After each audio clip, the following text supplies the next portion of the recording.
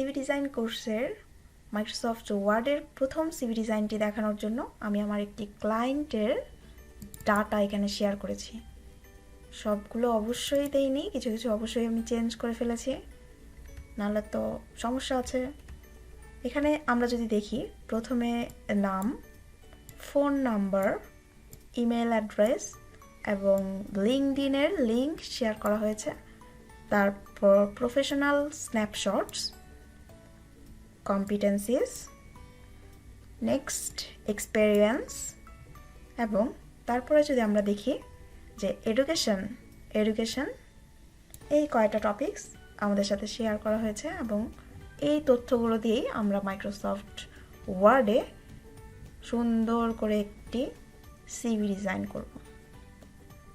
চলুন শুরু করা যাক।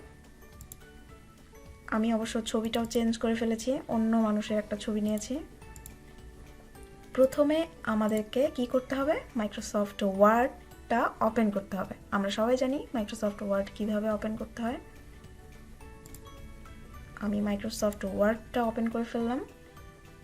ওকে, প্রথম কাজ হচ্ছে আমাদের পেজ সাইজ ঠিকঠাক মতো নিতে হবে।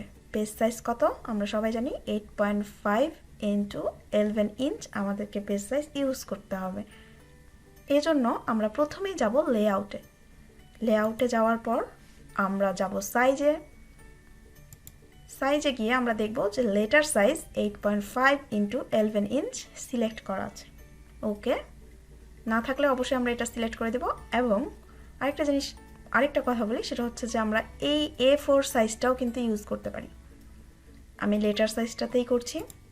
সেকেন্ড কাজ, আমরা এই যে মার্জিনটা দেওয়া আছে এটাকে আমরা 0 করে দেব প্রথম থেকে, কারণ আমাদের এই অংশটুকু কাজে লাগবে। মার্জিনে যাব, মার্জিনে গিয়ে কাস্টম মার্জিনে গিয়ে আমরা টপ, লেফট, বটম, রাইট সবগুলোই 0 করে দেব। সবগুলোই 0 করে দিই। এক্ষেত্রে আমাদের পুরো পেজ জুড়ে আমরা আমাদের তথ্যগুলো ইনপুট করতে পারবো। রেডি হয়ে গেল আমাদের পেজ সাইজ।